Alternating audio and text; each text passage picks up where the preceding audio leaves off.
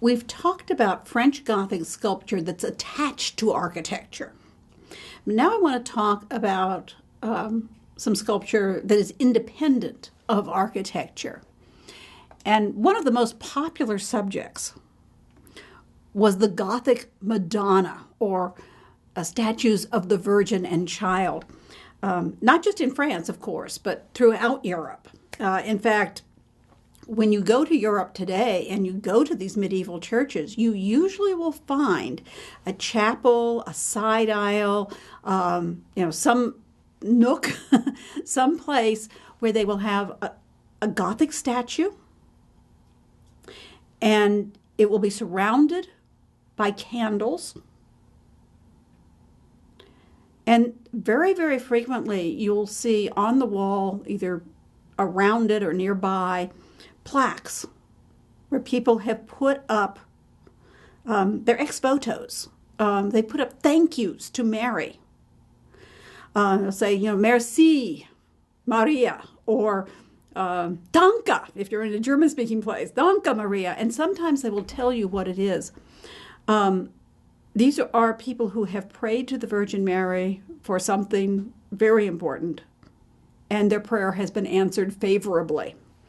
And one of the things I noticed when I went to a lot of them are around World War II.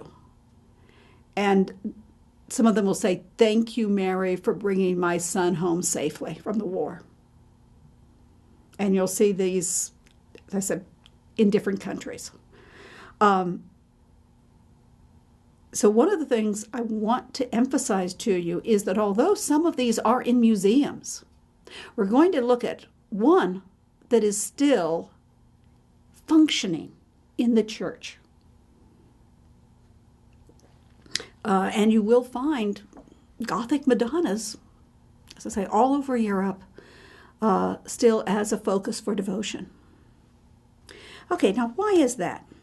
I want to talk to you about the devotion to the Virgin Mary. Why are so many Gothic churches dedicated to the Virgin Mary? And why are there so many statues of her? Well, Mary was the most beloved religious figure in the High and Late Middle Ages. She was the beloved mother not only of Christ, but as a nurturing, forgiving figure for all the faithful. Mary was extraordinary. Not only was she believed to be perpetually virgin, in a time when virginity was considered the chief virtue for women, but she did what no other woman could do. A virgin shall conceive and bear a child. She was a virgin, and she had a child. At least this was the belief. Now, Mary was also the Queen of Heaven. And so we'll see in the statues that she takes on the appearance of an elegant, courtly lady. She often wears a crown. She's the Queen of Heaven. Now, this was also the time of courtly love. And Mary could be considered to be a superior, untouchable lady love, in a spiritual sense, of course. Because Mary was the mother of God, as had been decided way back at the Council of Ephesus in 431, Mary was considered to be the mother of God because she was the vessel that bore the Savior of the world. They believed that Jesus was God incarnate. And so in a very real sense, she was the vessel that brought salvation into the world by bearing the Savior. So she has a role in salvation. And she is particularly important for her role as chief intercessor. Think about it for a minute. She has a real in with God. She was God's mother. She was Jesus's mother, and since Christians believe that Jesus is the third person of a triune God, the Trinity, she's the mother of God. as was declared at the Council of Ephesus in 431. There are wonderful stories of Mary interceding and saving people who would otherwise be damned. For example, there was the story of Theophilus, who was for a long time, he was a virtuous cleric, but he was passed over for ecclesiastical office so many times, and he got fed up, and he committed a horrible sin. He sold his soul to the devil. Horrified at what he had done, he prayed to the Virgin Mary, and she swoops down from heaven and tears up the contract with the devil. There's also stories of her care for the humble people of the world. There's a story of the juggler of Our Lady, Les Jongleurs de Notre Dame. The poor juggler, he travels around trying to entertain people, hopes they'll throw in coins, but he's very devoted to Mary, and he wants to give Mary a gift, but he has nothing to offer but his skill at juggling. And he thinks, well, the ladies like it when I juggle, so maybe she will. And so he juggles in front of a statue of the Virgin Mary. And he's accused of blasphemy until the statue comes alive and defends him with a blessing. But of course, where Mary's intercessory skills are most important is at the Last Judgment, where she sits on Christ's right, praying for the salvation for the mortals who await judgment. There are even some late medieval images of the Last Judgment where she bears her breast.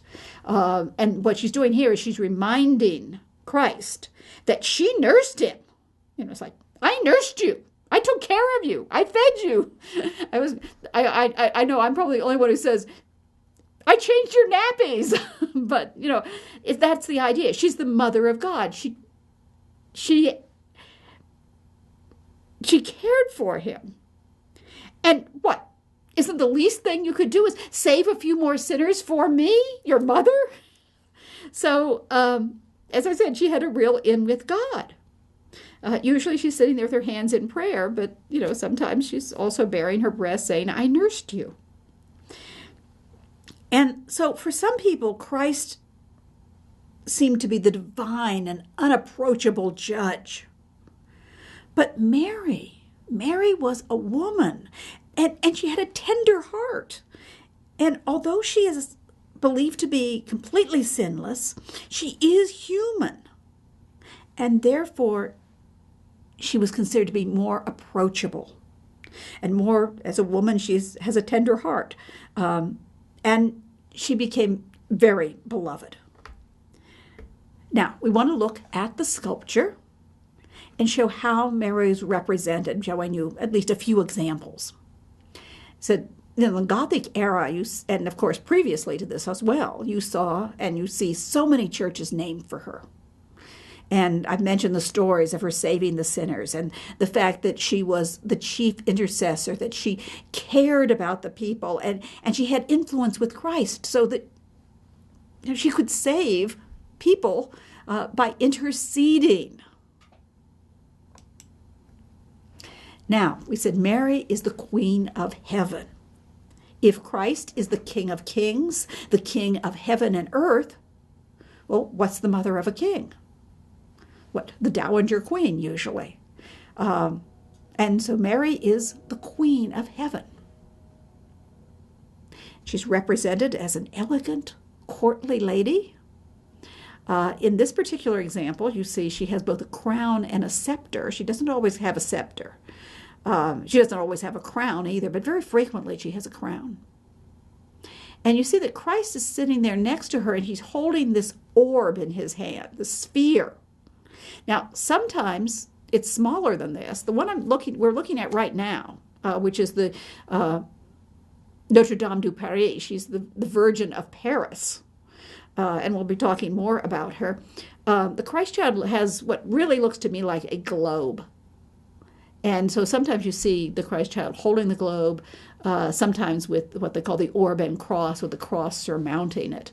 And that shows that he is the king over all the universe. Sometimes it's an apple. Sometimes it's not quite clear what it is as well. Sometimes it's smaller. It's an apple. And in that case, it's reminding us that Christ is the new Adam who redeems the sin of the first Adam.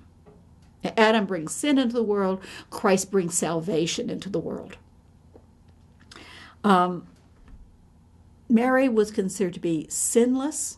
She was, at this time, they were starting to talk about the Immaculate Conception as well, that she was born without original sin. Now, not everyone believed it by that point, but she was considered to be sinless. She was believed to be perpetually virgin, and yet, miraculously, she was a mother. So the ideal that was held up for women was the ideal of Mary, and of course it was impossible. A woman could not be both a virgin and a mother. And, the belief was that every human being was tainted with original sin. But, as we said, she was much beloved.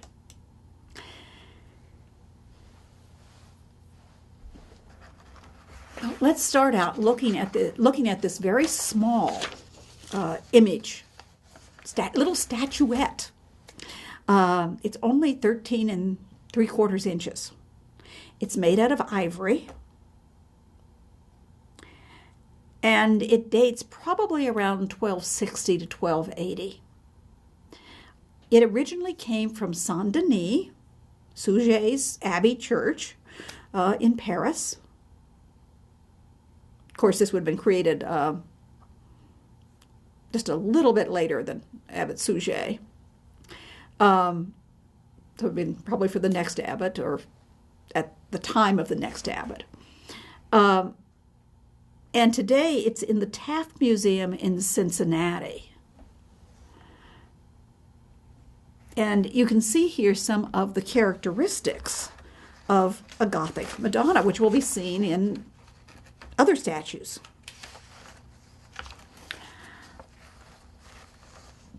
Courtly elegance.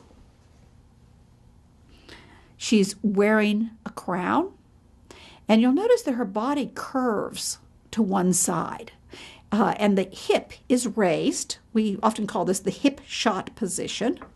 And the Christ child is held right at that position, so it's like she's sort of balancing him on her hip.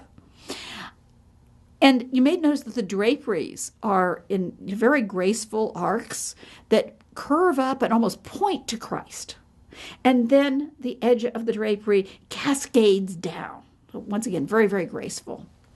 In this particular statue, Mary is holding a rose. And of course, we talked before about how the rose was associated with Mary. The Bride of Song of Solomon says, "I'm a rose of Sharon, a lily of the valley." You'll also notice that Christ and his mother, they're making eye contact. Generally, there's a very intimate relationship going on where they're looking at each other. Sometimes they're offering something to each other. Sometimes the Christ child is actually touching Mary. So let's look at a few other of these statues. This one's a little bit bigger, about twice as high. It's 27.5 inches high. And it is the Virgin of Jeanne d'Avoy, the Queen of France. And remember, we already looked at her Book of Hours, that little tiny Book of Hours. And if you do compare the image of Mary, it's the same kind of characteristics with the hip shot position, the curve, very gracefully shown, a very dainty, beautiful Virgin Mary. So this one was created for the Queen of France in 1339. Today it is in the Louvre in Paris. The material is very, very precious. We saw precious material with ivory. Now we're seeing silver gilt. In other words, it's cast from silver, and then gold leaf is placed over it. The base has enamel work in it as well.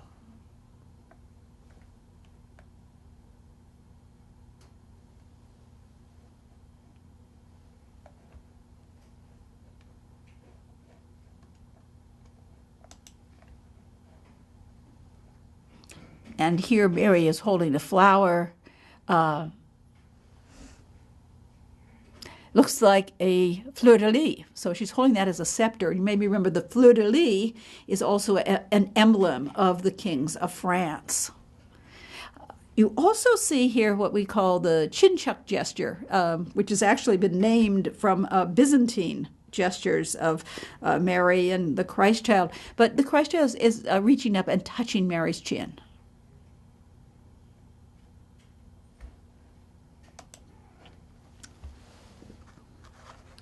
Okay, I promised you a fully functional Virgin and Child statue.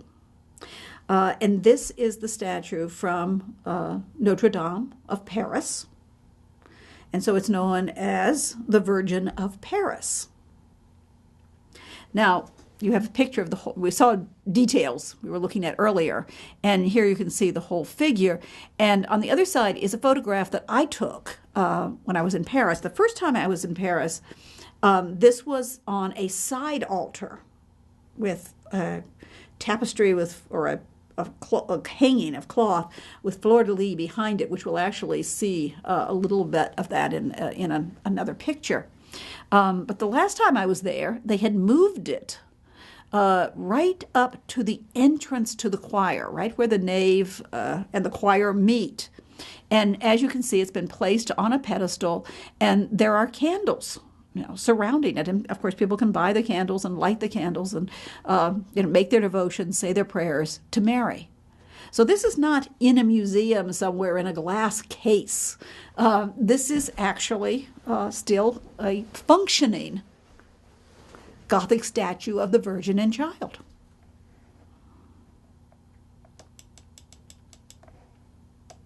And here you see it actually in its earlier position with the drapery behind it. You can see she's shown as the Queen of Heaven. She wears a crown. And she's holding a scepter in her hand, which looks as though it is a fleur-de-lis.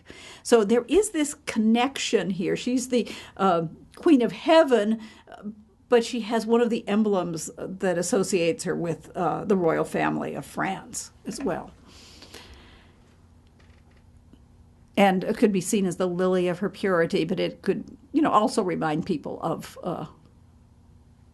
the royal family of France. She's a beautiful, courtly lady with lace at the hem of her overgarment. She sways. You can see it's almost a kind of S-shaped curve with the hip coming out, and it's what we call the hip shot position. And that, of course, is where the Christ child is held and where the draperies, they curve down and arc up, almost though they're pointing to Christ. And then you have the draperies that fall in graceful cascade. And if you're looking up those, you're also sort of pointing to Christ. And we've talked about this before. You saw this detail previously where Christ is holding something that, at least to me, it looks too large to be an apple. And it looks perfectly round. So I think he's holding the orb, showing that he is the king. He is the ruler of earth and the ruler of the universe, which, as you remember, the earth was believed to be in the center of the universe. It was believed to be a globe. There was nobody, I don't know, maybe some peasants, but no educated person in the Middle Ages believed that the earth was flat. I think that's a kind of modern idea. But certainly since ancient Greece, the earth was believed to be a globe. And you can see that through the proof of it in these statues of the Christ child holding the globe of the world. And once again, you can see here the drapery that points up to the Christ child. And even though he's shown with baby proportions, he still has all the knowledge that an adult, or actually, in this case, a deity might have.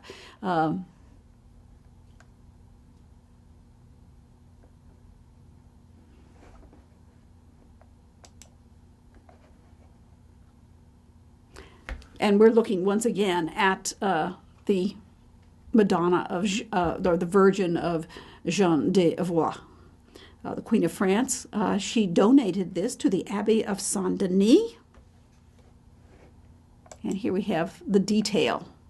And you can see that very tender gesture of the Christ child reaching up and touching his mother's face, and her head inclining toward him. So you really get this beautiful sort of S-shaped curve. Now, anybody could look at that and think about the love between the mother and child. Something very understandable, something that humans experience.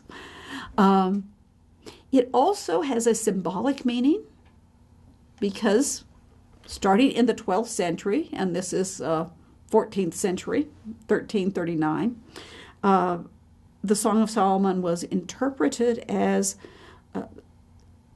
the love of Christ for his mother and his love of Christ for the church. It had long been interpreted as the love of Christ for the church. And since Mary was associated in a symbolic fashion, or a mystic fashion, if you will, she embodied the church. So Christ's love for Mary, his mother, they believed that the Song of Songs was an allegory of the love of Christ for his mother. So this could be the mystic love of Christ for the church, and the human love, and as well as the divine love.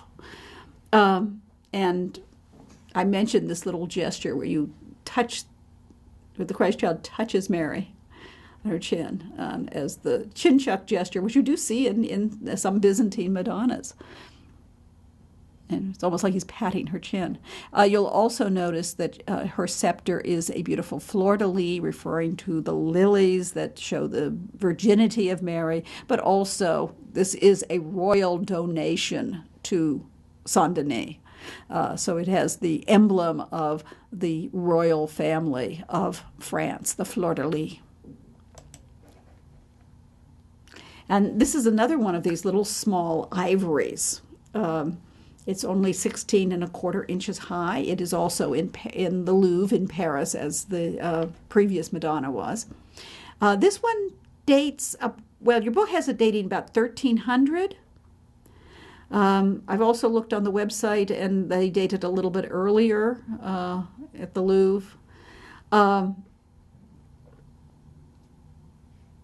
It is made out of ivory, and as you see, there's touches of gilding, the gold little touches in Mary's hair, and decorations on her garment. It is a precious object. It's small. It has to be used for personal devotion. And, of course, during the later Middle Ages, particularly in the 14th and even into the 15th century, there is a rise in personal devotion. You see such things as the books of hours, private devotions for lay people. And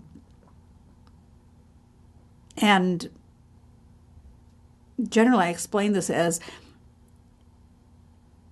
lay people would like to have some of the spiritual benefits that religious do. but they can't all be priests or monks or nuns. I mean, they have, the queen has her life to lead. She has the duties of royalty. The craftsman has to work and make a living. The merchant, is involved with business, and he can't stop 8 times during the day or night and do and attend church and do the canonical hours, all those devotions that the monks and nuns, are supposed to be doing for the salvation of mankind. But later in the Middle Ages, there are ways that the individual can have a personal devotion. And one of them is obviously someone very wealthy could have these, this beautiful statue, could say their prayers, using it as a focus for their devotion. They could also have, we said, the Book of Hours, which is a shortened version of the canonical hours, so that, when the layperson has time, they can go through the prayers. And they're usually the little office of the Virgin, and often the office of the Passion of Christ. So it's usually prayers focused on Mary. And here we see once again, she's a courtly lady. She has these very delicate features, what were considered to be very, very beautiful at the time. And we've talked about the curve of the draperies. Here, the drapery is deeper. And of course, once again, it curves up and falls down. And in this case, the orb is very small, and it very well may be an apple. Sometimes see them as the orb of the universe, and sometimes you see them as the apple, reminding us that Christ redeemed the sin of the old Adam. Now, if you look at this, it looks like she doesn't have a crown on her head, but the top is all smoothed off. And that is because it originally did have a crown, but the original crown has been lost. Here we actually have a picture of it with a replacement crown placed on the head. And in this detail, you can see some of the holes pierced in the ivory, which would have been where the crown would have been fastened. It probably was jeweled. Someone has taken it off. You might also notice here how the Christ child is actually grinning. He's just happy baby. He's smiling at us. Okay, I think it's always a really interesting idea to compare the styles of the same subject at different times in history and see what that can tell us about the similarities and differences. So here we have a Romanesque Virgin and Child.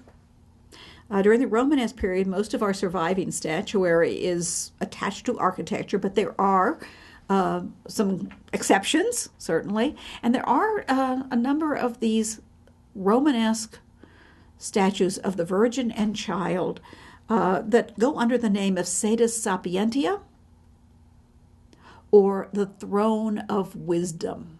Mary is the throne. The Christ child sits in her lap, and he is holy wisdom.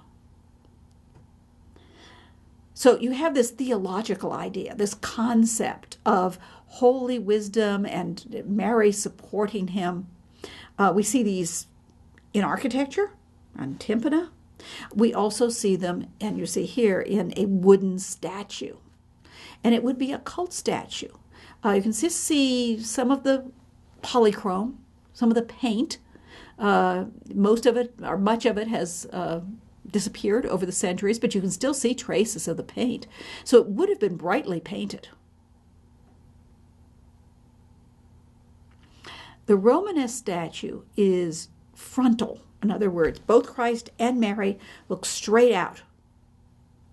Their body isn't twisting to one side. And you can certainly see that, the Gothic Madonna that we have here, the Virgin of Jean d'Avoy, sways to one side. It's kind of an S-shaped curve. It's the Romanesque figure is extremely symmetrical, and the drapery folds seem to be very equalized from one side to another.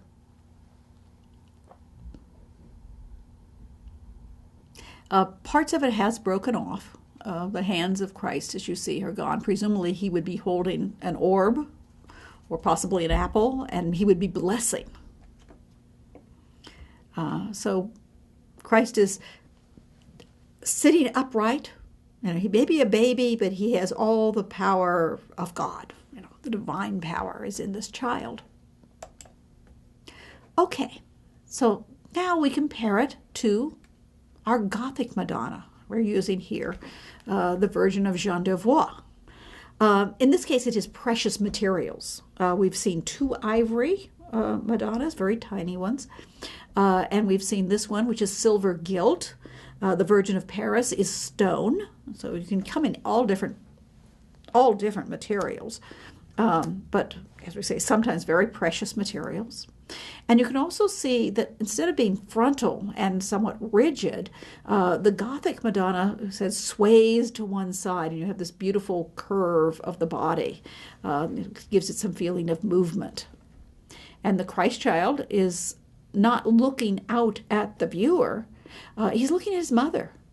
He's touching his mother. And that gesture may have theological meaning, but it also is what you might expect a child to do. Childs, like to touch the faces of people when they're held. You can also see that the Gothic Madonna has these much more realistic draperies. The Romanesque one is almost like plates, like an armadillo, somebody has said, and sometimes little ridges or grooves. Here, the draperies are very three-dimensional, they're bunched, and they sway gracefully to one side, and then, as we like to say, cascade down. This vertical movement going down the side of the body. And here I'm showing you the same Romanesque Madonna, the Morgan Madonna. So, 150 years before our little Gothic Virgin of Sainte-Chapelle? And you can see that the Gothic Madonnas are more naturalistic. Now, they're ideal. They're these beautiful, perfect, courtly ladies, but they are more believable. We might say more realistic. The Romanesque Madonnas and children are more abstract. The forms are simplified. Now, you could argue that being abstract gives them a spiritual power because they don't look like things on earth, as it were. They are beyond that. They're above that. I'm not saying that one is better than the other, but they are 2 different ways of showing the Virgin and Child. And, they both are what wonderful creations.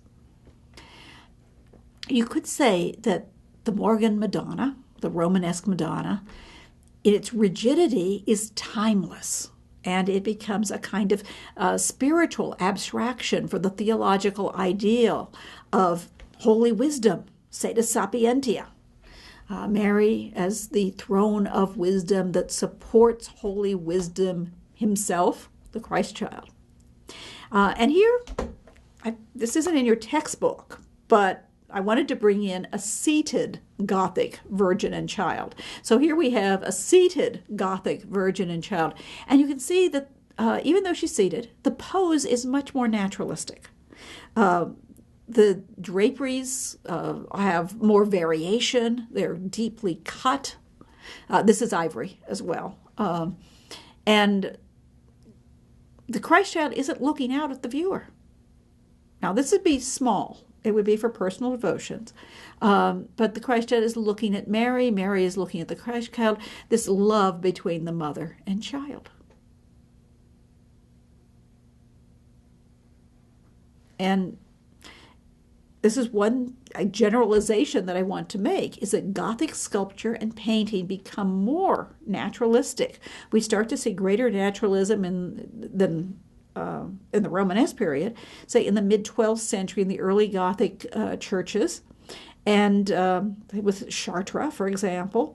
And then, as time progresses, the Madonnas become more and more believable. Not just the Madonnas, all of the sculpture becomes more and more naturalistic. The jam statues seem to be go from being columnar, like columns, to being essentially they look like statues in the round. I mean, they may not have carved everything if they're going to be up against the jamb of a church, but they look like they could be.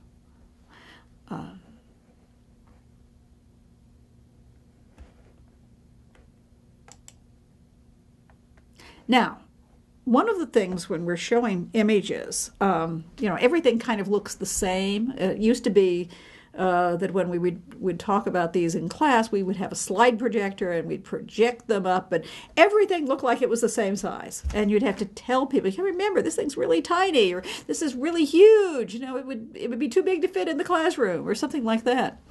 And so one of the things when we do digital images, we may have the digital screen and they both look about the same size, but we can make different sizes.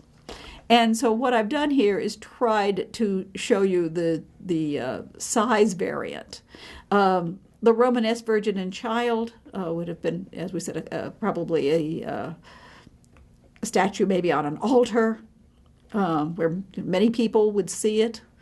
Whether it would be a monastery or a parish church or whatever. And they do have a number of these. This is not an absolutely unique figure. There's been survival of some of these Romanesque Madonnas. And this one was about 31 inches high. It's made out of wood. It's made out of paint.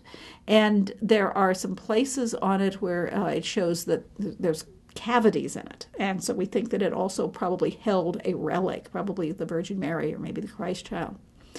And then you have to look, because it's really tiny down there. I shrunk the Gothic Madonna image. You can barely see it, because this one is only 7¼ inches. It's a precious object for personal devotion. A whole group of people could not really be looking at it at one time because it is so tiny. Ivory, of course, was made out of elephant tusks, and you have very small images that are very fine-grained with very delicate carved details. Well, let's look at a couple of other ivory. And ivory, of course, this is an expensive, precious material too. But these are some things for secular art. Now, we've been looking at the Madonna and Child, so now let's look at some secular art. And both of these are shown in your textbook, and they discuss there. This one is the back of a mirror case. So presumably it would have been used by an aristocratic lady who could afford precious materials and beautiful craftsmanship. It's only 4½ inches in diameter, so it's very small. Today it's in Paris in the Louvre. And this is an example of secular art, and it also is an example of courtly love. So here you see two figures. I was thinking of Tristan and Iseult, but in this case, you have the man and the woman who are playing chess.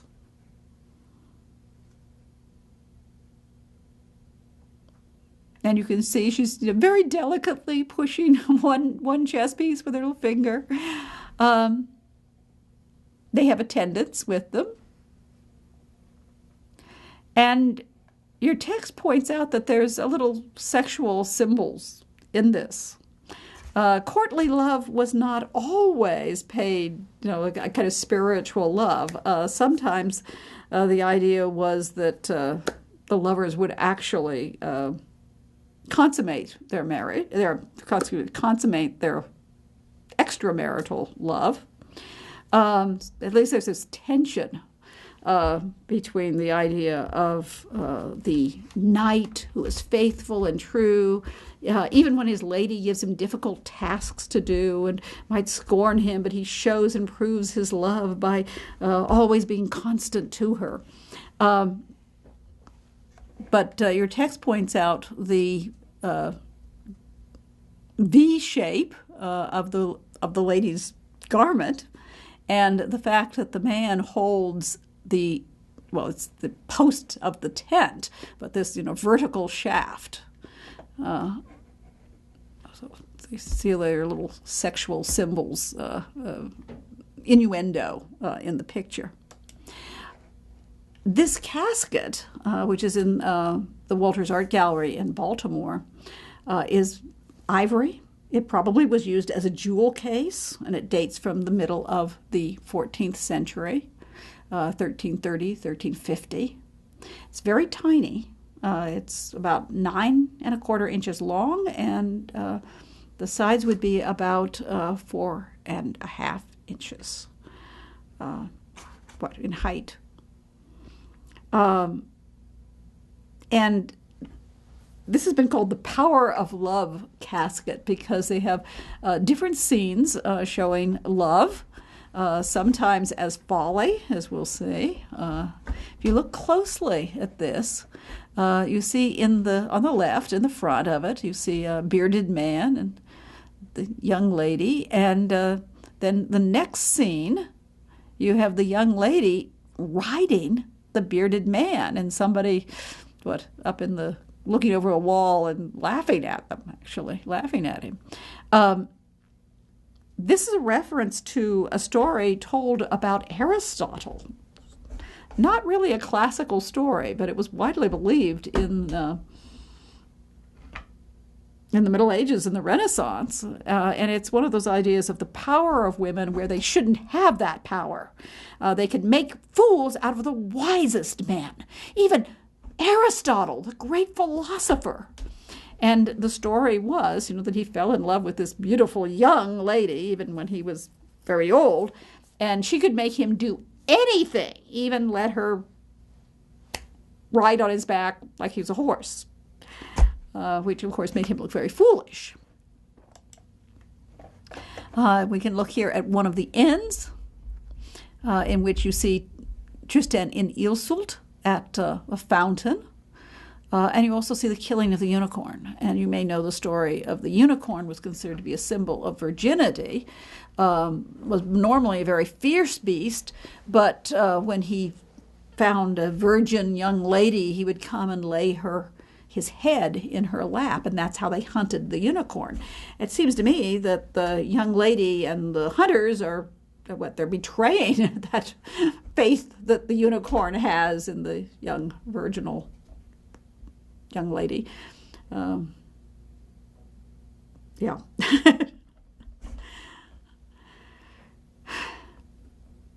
But it's another example, I guess, of the power of the beautiful, beautiful woman, that she even leads the unicorn to its death. On the side, you have what looks like a war scene, but if you look a little closer to it, you'll notice that the people in the walled city, right up here at the top, this band at the top, are all lovely little ladies. It's not warriors fighting against warriors. This is the assault on the castle of love. And presumably the gallant knights will show their love and the ladies will return their love, something like that. But they have to go through tasks that they must do to prove their love. It looks like there's a joust actually going down in the middle panel. So we've talked a lot about religious art, but yes, there was secular art as well. Smaller survival, much more survival of religious art. when you're looking at the larger image, you can make out, of course, more of the details. On the far left, you see it looks like a bowman, and then you realize he has little wings. Well, this isn't an angel. This is Cupid, the god of love, personification of love. No, they didn't worship him as a god, but they were, they were aware of Greek mythology. They had the moralized Ovid, for example, as a French poem. And so Cupid is defending the walls of the castle of love. You can see siege instruments, and then at the very end, of course, in the center, we see the joust going on, and the ladies are looking on. I guess ladies really like to watch jousts. At least in the Middle Ages. And then at the end, one of the ladies has ridden out to meet, presumably, her knight who has proven himself to be the true lover.